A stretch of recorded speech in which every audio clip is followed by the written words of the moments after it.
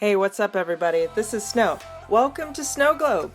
This is our very first podcast where we're exploring the minds of creatives of our culture, and I believe that we're all creatives in our own special way, but there's something unique about someone who experiences the world and expresses that experience in an artistic way, whether it's photography, music, painting, art, video, all of the above. And anyway, you get to look forward to all these special and wonderful people sharing their stories, how they navigate in the world and experience the world in these unique and fun stories. Today, I want to talk about something really interesting to me, design, the good and bad side. And I brought somebody very special to the show just to kick it off. One of my favorite people in the world. I'm super biased, but it's my husband, Joel. He is a travel blogger, photographer, and always sees the most interesting things in the mundane everyday. So I hope you guys enjoy. The last trip we went on was to the Northwest. Well, it wasn't the last one, but... Right, it's the big one that I remember. Yeah, we went last June. It was fun. It was for family, it was for sightseeing, and you notice way more, when I call them annoyances, or flaws in design, like maybe street signs and layouts, more so than I do, because... Yeah, I tend to be more hyper-aware of the design of things than probably most people. And I praise and laud good design when I see it, and I rant frustratedly about bad design when I experience it. Which I hear Yes. and giggle at all the time. But I want to, because I know you're passionate about design. Mm-hmm. You're a travel blogger. Mm-hmm. You've written books before, or a book. A book. A book before. What kinds of things stuck out from that visit to the Northwest that you can remember design-wise? Okay. Actually, first off, let's define what's good design, consider good design, and what's considered bad design in your own words. Okay. And design could be anything. It could be the layout and functioning and design of a remote control. It could be a doorknob. It could be signage in a particular place. It could be systems that are used in places of employment. So some examples of bad design I saw in the Pacific Northwest was the entire city of Portland, Really? Oregon. The entire city? Come on. It was so frustrating. Oh. That trip last year, that was my first time to the Pacific Northwest. And first of all, it's an extremely beautiful part of the country, and I recommend anyone travel there if they have the opportunity. We visited Seattle, Mount Rainier National Park, which was probably my favorite place on earth that I've ever been to, Portland, Oregon, and we drove down to Crater Lake, which is very beautiful as well. And first thing I noticed differently was when we were in Seattle, we went to some foodie place you wanted to go to get some oyster chowder. Oh, yeah, it was Pike Yeah, Place. Pike. We're in Pike Place. Snow wants to get some bougie chowder. I just wanted to do some touristy and get some chowder. And they have outdoor seating, and I noticed there's not one, not two, but 3 receptacles for garbage. And one apparently is for trash and refuse. The second one was for recycling, and the third one was for composting, maybe. Yeah. But it was just so many. 3 was overwhelming. And I'm used to just 1, maybe 2 if there's recycling available. So I'm all for saving the earth, helping the earth, save the environment, recycling. But I felt like that's not the greatest design in that it requires conscious thought when I'm disposing of my garbage, which I'm not accustomed to. I'm accustomed to opening the lid, throwing in my garbage, and we keep it moving. But when I have to consciously think and sort my garbage into 3 separate containers, then that's asking a lot of thought. So that's a challenge. And I think design-wise, you need to be aware of. I read a book called The Design of Everyday Things by Don Norman, which was the most revelatory book I've read outside of the Bible. And he talks about the importance of human-based design. And what that means is that you design things for how people actually think and behave and will interact with your item or product or whatever it is, rather than design it to meet a certain technical specification or design it for a certain aesthetic. You design things with an understanding of how human beings behave, think, and will interact with your product. Very, very interesting. Mm-hmm. Yeah. I would think the lesson is to teach you to think before you act, but what you're saying is it's problematic.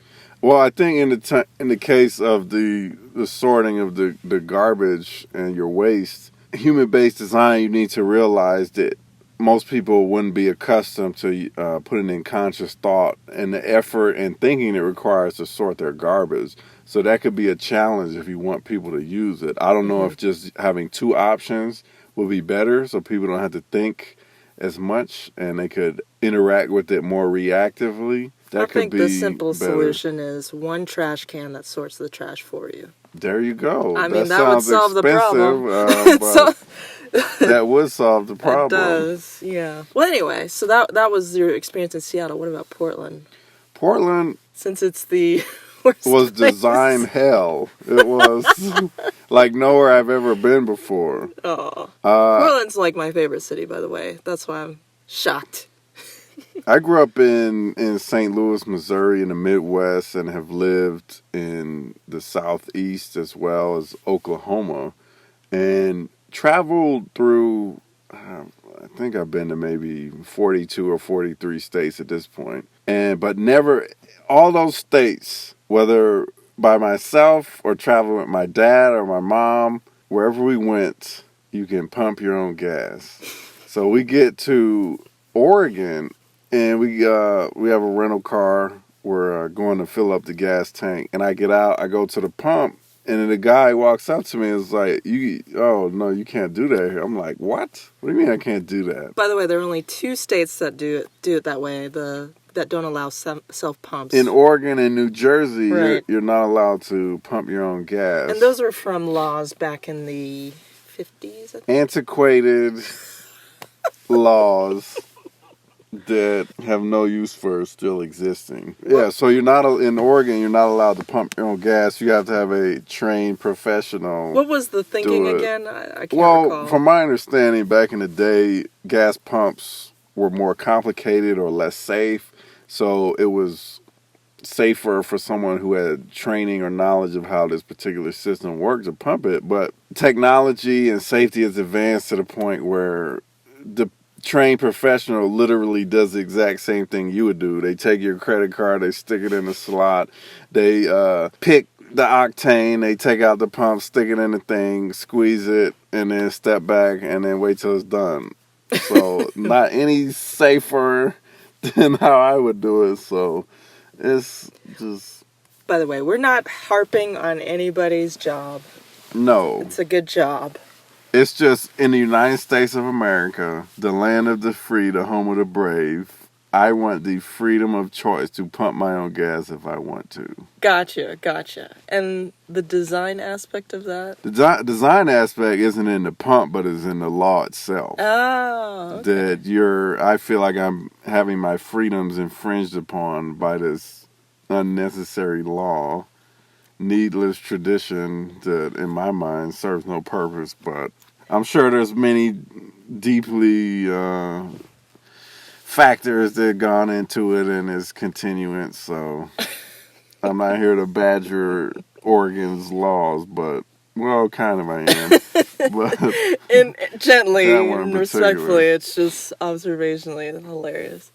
So to give you an idea, some of the design issues I saw in Portland, I'll compare and contrast it to Seattle, which we also visited.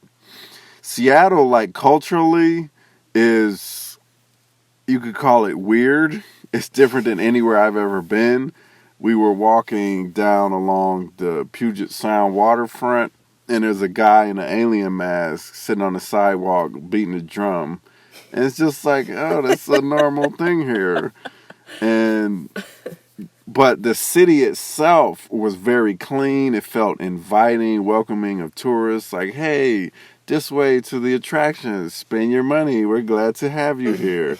I felt safe, welcomed, and the city functions and is laid out like any other city. If you've been to any large city in the U.S., it won't be hard for you to get around or figure out where things are, how they work. You probably just follow the signs. Yeah. And you'll know where south, north. Portland was like the Wild West. There was no, like, governing uniformity and consistency or standards in the terms of how things were laid out or designed. For instance, I've never seen this in my entire life, but we were trying to go into a parking deck. And everywhere else I've been, the entrance is on the right and the exit is on the left. So I go into the righter side of the parking deck and it says exit only. I'm like, what?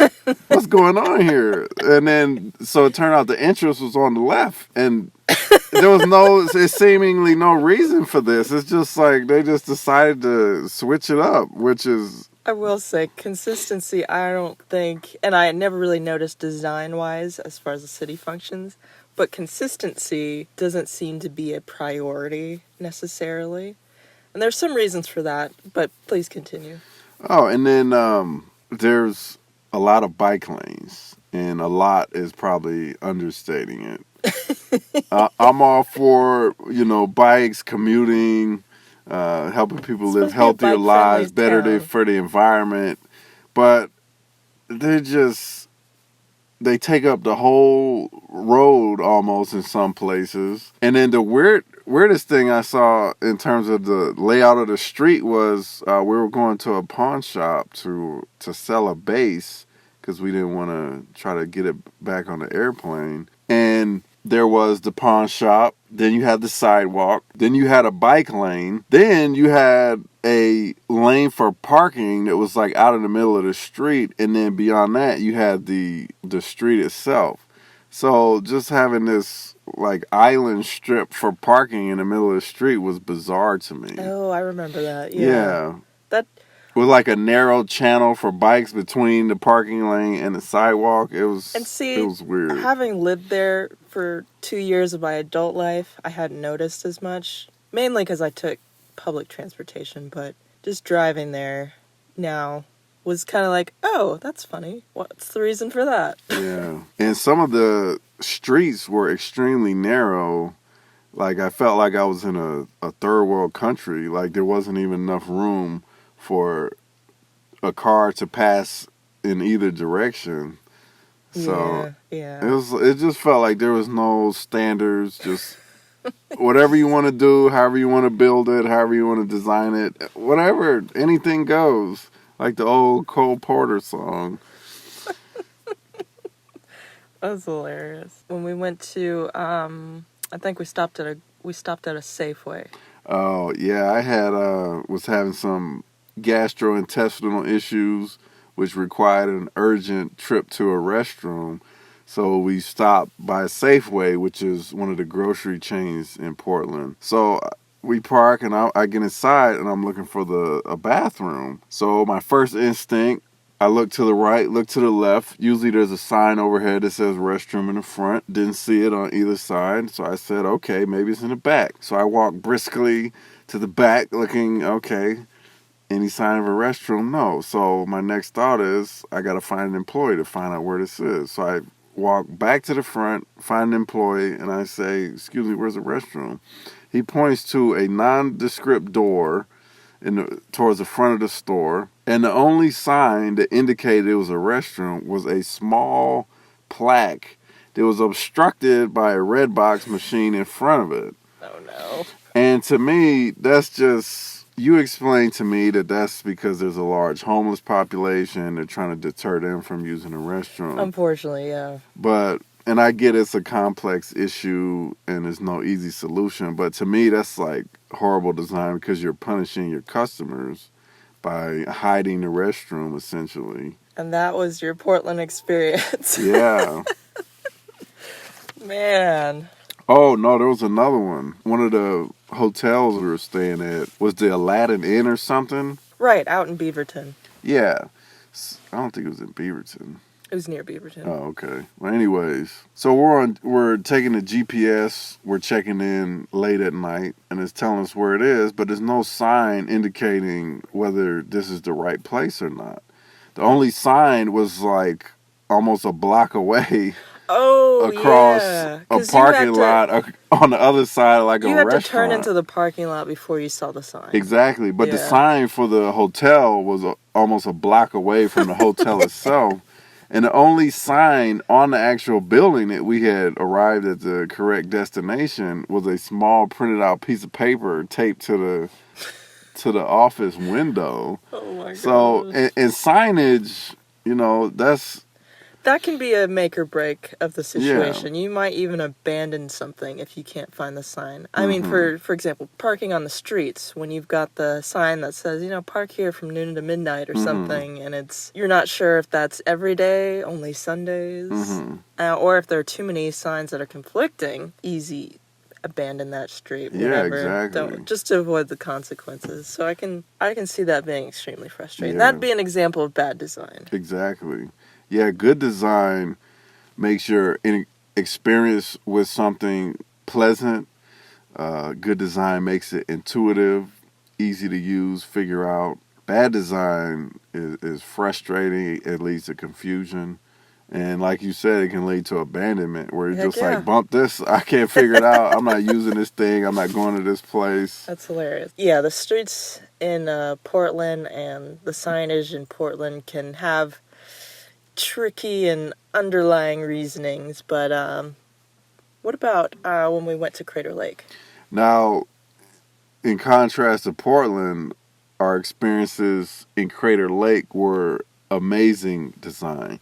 And design and communication kind of go hand in hand, because good design communicates to the person using or interacting with whatever it is how to use this, how to interact with this properly, where to go, how to use it, without them just struggling to figure it out themselves. I noticed on our drive to Crater Lake, which is maybe 5 hours south of Portland. Super long drive. Long drive. But worth it. But I just got so excited because the signage was so good. It was like, keep right except to pass, passing lane in 1 mile. You almost don't need a GPS. Yeah, I just felt so prepared. There were no surprises on the road. I knew exactly what to expect and what was coming. There was a tricky intersection where if you turn in the wrong place, you could go into oncoming traffic.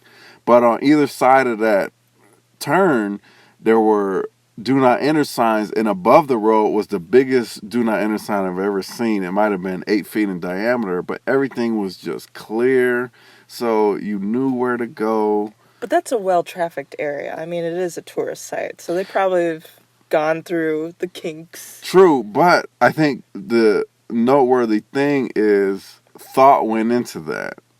To design that, to communicate what's coming on the road, how you should be driving on the road, where to go, what not to go, thinking of the driver who may not be familiar with this place. And I think that's a key to good design, is communicating how to use something or how to interact with something or what to do for someone who may have never been to this place or used your product. Perfect, yeah. I got a sidebar. An example of bad design for this very reason is the PlayStation 4. Apparently, it was designed for aesthetic purposes with this modern, sleek design, but there's only 2 buttons that are recessed on the face of the thing, and if you don't know they're there, you're not going to be able to find the buttons. And one of them's on and off switch, the other one's eject, and there's nothing indicating which one's which. And even after... Now, this isn't the controller, this is the computer portion of this is the actual console. Okay. And so, even after having using this thing for a couple of years now, I still get it wrong. I don't know which button's which. So, that's something that was designed where the aesthetics were a priority over the human-centered nature of it, because it's not clear without exactly even knowing it. using it often, Exactly. you still don't know. And in Don Norman's book, The Design of Everyday Things, he talks about how good design, a principle of good design, is putting knowledge in the world rather than knowledge in the head. And what that means is not putting knowledge in the world is designing something so that someone just with a basic experience on this planet can intuitively figure out how to use something. Like we know steering wheels turn, we know round things turn, so a volume dial on a stereo or a doorknob, a steering wheel, we can figure out these things can be manipulated by turning them. That's putting knowledge in the world, where the indicator of how to use it is in the actual item. So another example of that is like a door with a bar on it that says push. That puts knowledge in the world. I need to push this to open it. Or a sign that says pull. That's putting knowledge in the world. But knowledge in the head is when the person who designed it or someone who's used it knows how to use it, but you can only learn how to use it by someone else telling you or learning from an instruction manual. It's not communicated clearly how to use it just within the item itself. So another example besides a PlayStation 4, putting knowledge in the head, because once you know, oh, the buttons are these little recessed things here, and the left one's on, or maybe eject, it's eject. We don't know. It's you have to know or read the manual. And digital watches are like that. I don't know if people still use digital watches, probably not. But back when I was growing up in the 90s, you had digital watches and they had all these buttons, and Lord knows which one did which unless you read the manual. So that's an example of putting knowledge in the head. So good design puts knowledge in the world. So if you have someone who hasn't interacted with your product before, they can figure it out without getting frustrated and angry. Exactly, or abandoning it. And a lot of good apps and products out there put energy into that aspect of their customers using their products. So that's good for them. They're winning. Mm-hmm. And so the good design continued in our journey in Crater Lake and our experience there. Portland, the city of Portland gave off a vibe like, look, we just want to do our own thing, be our own way, and we don't really care if you're here or not, which was very different in Seattle, where it was very welcoming and tourist friendly. But Crater Lake, the design and experience there was so good because in addition to the excellent signage on our way there, the communication from the park rangers was absolutely phenomenal. So when we first got into Crater Lake, we arrived at a visitor center, and a park ranger explained to us and a group of people that were there that there's a short, 20-minute video on the park here. When you finish the video, you want to go out to the parking lot, turn to the left, drive up to the village. At the beginning of the village, there'll be a beautiful vista for pictures. You can take pictures there. Then you can park and you can walk XYZ. There's a restaurant available. You can also walk about a quarter mile around the rim. The rest is closed because there's still snow. But everything was clear. We knew exactly where to go, what we could do, what we couldn't do. And how long it would take. Exactly. Which direction to go. Yeah. So Crater Lake was a success. Enjoyable experience. Very much so. Enhanced by the Oregon's doing something right. Yeah, just you have to travel outside of Portland to experience. That's too bad. Portland more has pleasant design and communicative elements of the state.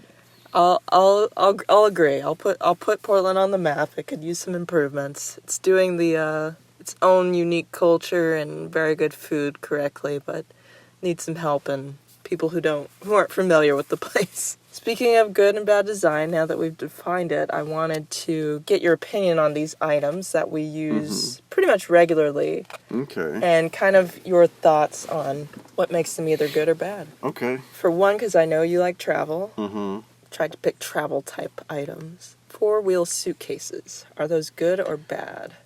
Now that's an example of great design and how that evolved, because I have an old Samsonite hard suitcase, and it Hate has that thing. just two wheels So clunky. on one end, a handle on the other end. It was the graduation present I got from my stepdad for graduating high school. Great quality. It's extremely durable. You could probably drop it or beat it with a sledgehammer. And, could fall from the plane to earth and still be intact. Yeah, but because it only has two wheels, and when it's full, it can be quite heavy. So it's difficult and tiring to haul around. And also it can be tricky to maneuver with just the two wheels. So, but now we got Samsonite soft case, 4 wheels with the handle and the spinner wheels. So much more easy to maneuver. Very little strength required to. It's pretty much my favorite traveling tool. Yeah. If nobody knows. Now you do. Yeah. So. What about the tissue box? Tissue box. Just a regular. It doesn't have to be Kleenex. It's just a box of tissues. I hadn't thought about those, but that's a good design, and that's a similar design to like Clorox wipes or things like that, where you pull one out and then the next one automatically comes up. Mm-hmm. So that's a very good design. Yeah, I'd agree. Speaking of tissue, I had a frustrating interaction with toilet paper not long ago.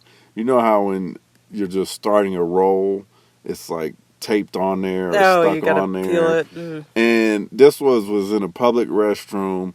So I couldn't see where exactly the start was. It was obstructed by the little plastic shield or whatever. So I couldn't find it, and I'm just trying to, handle my business, get out of there.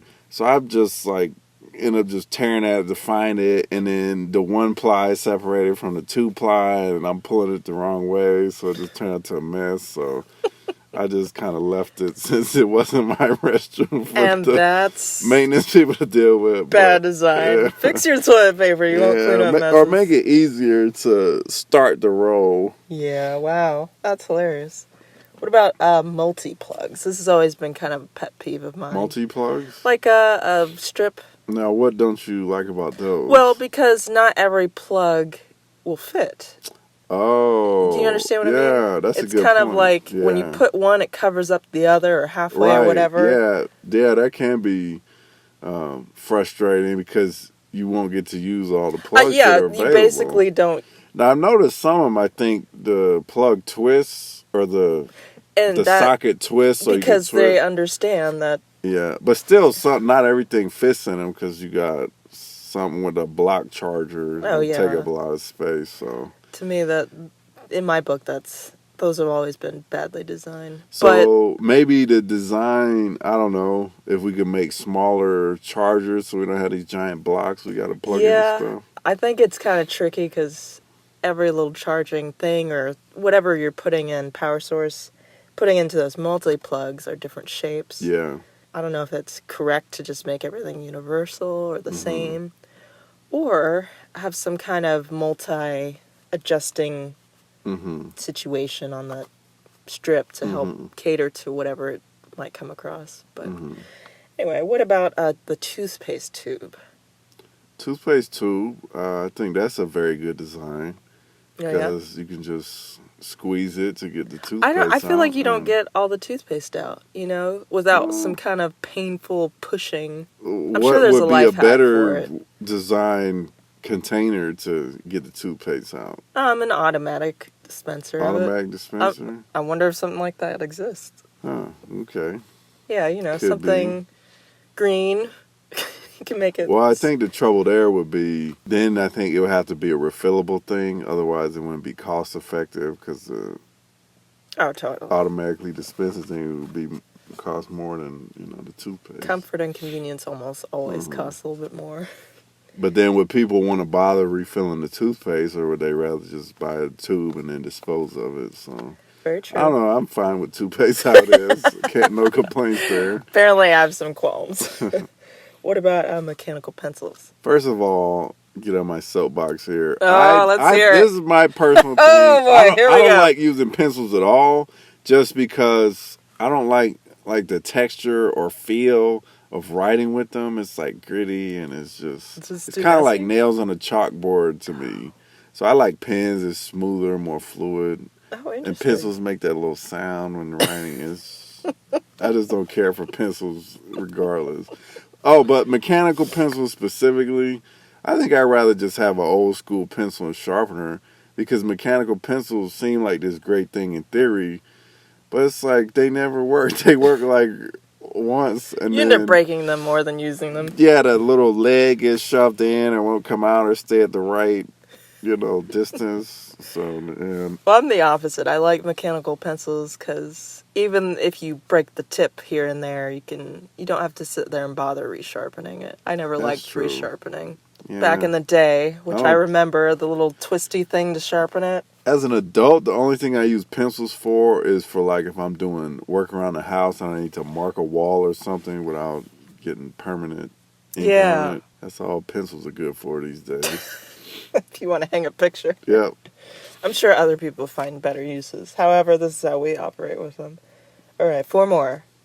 ATMs. ATMs. Oh, gosh. I live such a cashless lifestyle. I go to the ATM. I can't remember the last time I've been to an ATM. Oh, really? But let me say, cashless is such a good design for me. It's so convenient. Like, describe this cashless? Because I'm still using the ATMs. All my recurring monthly payments, rent, car insurance, it's all set up automatically. Netflix, everything automatically deducted. My paycheck gets automatically deposited. So, and for me, that's a great design because I'm so busy and have so many things going on in my life. And as a man, I'm only able to really focus on one thing at a time. I just can't keep up with all of it. So having everything automated is so simple and convenient. It makes it such a pleasurable experience. And sending you money, I do it via Venmo or with friends if needed. Yeah. So I rarely, if ever, have cash. It's much quicker.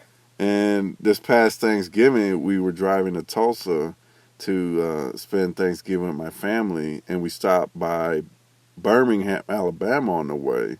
And they had meters that needed coins. Oh, that was the worst. Coins? What is this? You couldn't get past. You couldn't do pennies or something like that. We didn't even have enough change in Atlanta, anyway. We have almost everywhere now are the little meter automated or boxes. Car yeah, so I'm used to those. I'm like, I think what ended up happening was we just drove through it, and I think I looked up online. Well, you stayed in the car in case we had trouble, and I went around the, I think it was Kelly Ingram Park and the Freedom Walk to take pictures. Oh, yeah. I thought you were talking about the toll bridge.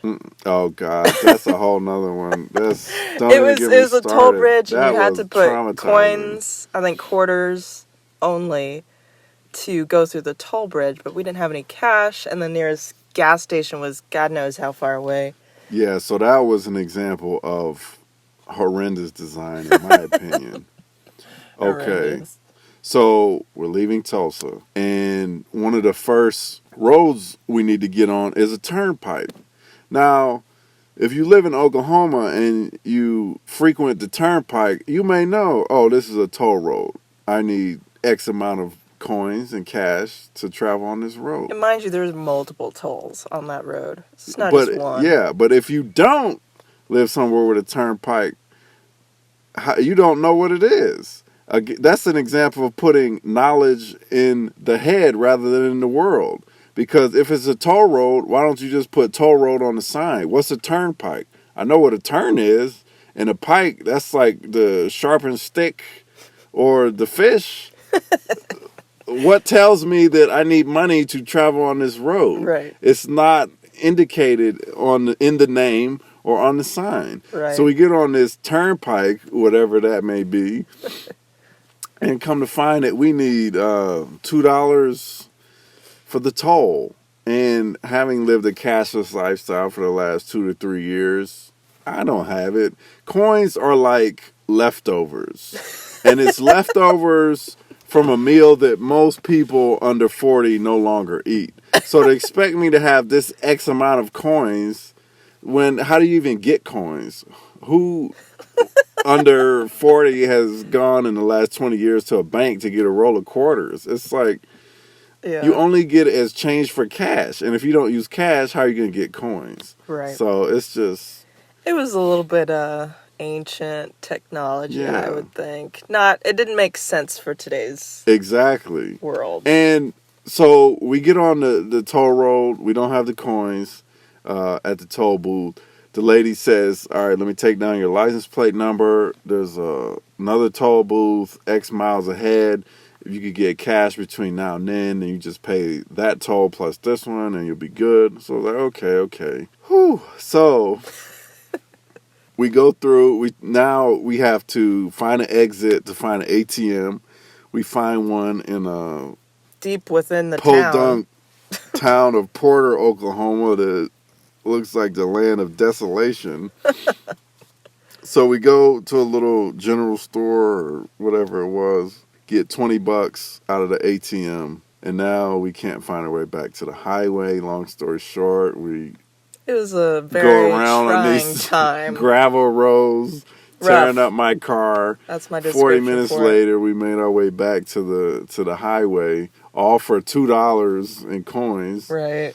So I'm expecting to get to another toll booth to pay the new toll plus the one we had missed. But now, on the on-ramp, there's no sign indicating you need money just to get through the on-ramp onto the highway. None. There's a toll without a human being, just a little basket, just to get back on the highway. And that, I lost it there. Because I'm like... Lots of screaming. It was hilarious. Yeah, there was nothing indicating you need money to get back on the highway. Yeah, it just really came out of nowhere. And it was on an on-ramp. And it's like you need it had to be in quarters or dimes or whatever. Yeah. And I'm so frustrated because we had just wasted 40 minutes tearing up my car on this gravel road, going out of our way to get $20. I have money, but I can't use it. You're not letting me give you the money. So that's bad design. If you make it extremely difficult for someone to give you what you need or pay you, it's... Yeah, I think I had looked it up, and we basically had so many days we could mail in the payment if we never found the toll the second toll bridge. But just the whole kind of trying to get through it was kind of really, really aggravating. That was 2019. Why are you still depending on this archaic form of currency exchange? Like, we've been to art festivals and tents on dirt fields, and the artists all have the little squares. They can take payments with a credit card on a phone. They make sure that you're able to buy My barber uses a something. phone. I pay her on her phone. It's Totally. like, why can't you give these people at the toll booth tablets? How would that cost that much extra There's so many taxpayers' options money? that are super easy. And again, I'm willing to pay for convenience. So if you're like, where's the cost going to come from to upgrade to this, to be able to take credit card payments, you can charge me. Okay, if it's a $2 toll, charge me my credit card $2.25 and simple as that. Pass the extra cost on to me. I would gladly pay the extra rather than have to go drive out of the way chase around Porter and deal with. That was an interesting experience for sure. The $2 nightmare. $2 nightmare. Okay, what about USB ports? They've always been nightmare to me because I never get it right the first time. Oh, the up and down. Yeah, I hate that. Top. I can see that. Yeah, I think a better design would be if you could use it either side, and I think maybe it was in Don Norman's book, but someone else mentioned that. Yeah, if you could use it up or down, it would be much better. Because, especially if you're using your computer or phone in the dark and trying to plug it in. Just sitting there jabbing it. Yeah, so like a traditional headphone jack, that's something you can plug in at any angle and it works. So And I don't know the mechanical or technological reasons for that square looking jack, but I just feel like if there's a will, there's a way. So I think there's a way you could design it so that it would work either way. Agreed. All right, what about urinals? I don't use them. But urinals. What is the I've seen pictures and they look, they're for men, whatever. Urinals are well-designed piece of equipment that serves their purpose. Mm-hmm. Yeah. They are what they are. They work for urinating standing up. They contain minimizing splashing, so... All right. Well, then they win. Yep. Okay, cool. easy to use. Yeah. No problems then. Yeah. That's funny. What about the metric system, which I suppose only the U.S. uses, or? No, metric system is the vast majority of the world. Oh, I got the opposite. Okay. Yeah, only I believe the United States. Oh, I forget. Maybe it's the Philippines and Caribbean. I don't know. There's only a handful of countries on the entire planet that use the imperial system, which is what we have in the U.S., which is feet, miles, pounds. The beautiful design of the metric system is that everything is based on tens, hundreds, thousands. So it's very easy to calculate between one unit to the next. There's 10 millimeters in a centimeter, 1,000 grams in a kilogram, etc., etc. So easy to calculate, whereas the imperial system, like Portland, Oregon, there's no standard really, because there's 12 inches in a foot, 3 feet in a yard, and then 16 ounces in a pound. So you got all these different increments. Yeah. And 10 is the easiest, Right, just add zeros or whatever. Yeah, exactly. So, yeah, metric system. And I think it's probably some of the similar mentalities that exist in Portland that would be resistant to change and just make an excuse like, this is the way it's always been. It'd be too expensive to change it. We just are entrenched in our antiquated mindsets that are resistant to change. So just leave it the status quo. That's hilarious. Don't rock our boat. But, yeah, the metric system, way better. See, that's how I feel about daylight savings. To some degree. Daylight savings? Yeah, just like, do we really need it still? Yeah, it does make things complicated. Yeah, it seems weird to keep going back and forth, but... I guess the benefit is, people aren't getting up for work in the dark all winter. And, yeah, it's just like... Well, some places, they don't participate. I think Indianapolis and... in the some States? Other places, yeah. Interesting. They just stay all year on the one time. Okay. Just one other example of good design that I experienced recently was the garbage cans at Chipotle. Love Chipotle. Yeah. A huge fan of Chipotle. She loves it. She loves it. I'm not a fan of the... I enjoy that it's like, feels like regular homey food that's fast. It's fast food. No, I get it. The food's great. Yeah. I'm just not a fan of the being charged a la carte for the tortilla chips. I'm conditioned in the United States that tortilla chips come with the meal if it's at Moe's or a Mexican restaurant or whatever. So I feel a little salty about paying extra for chips. Those chips are good, though. Yeah, they are. But they have the trash can. So you get your food in this little red basket. Obviously, they don't want you to throw the basket away so they can reuse it. But on the trash can, you got the trash can. The hole is evident. But there's a little shelf with a picture of a red basket right where that shelf is. So you know intuitively. You don't have to think about it. You don't have to look around. You know exactly where to put that basket and where the trash goes. So that's an example. It goes back to put the colored blocks or the shapes in their hole or whatever when you're a little kid. Yeah. Yeah, exactly. And that it was red and was the color of the basket. And perfect. There's a picture. There's no guessing. An example of putting knowledge in the world. Good design. Love it. Well, there you have it, guys. Thank you again to my husband, Joel, for giving us all this very enlightening insight. I think it's helpful to know these things if you're creative or somebody who invents products for people to use or even designs just every day or navigating, the world around you. There are people who appreciate it and observe it. So, all right, that's it. Thank you guys for listening. Be sure to follow us on Twitter, SnowGlobePod, and Instagram at The SnowGlobe Podcast. And I look forward to hearing from you guys. And stay tuned for another episode. We'll be on every other week on Friday evenings. See you then.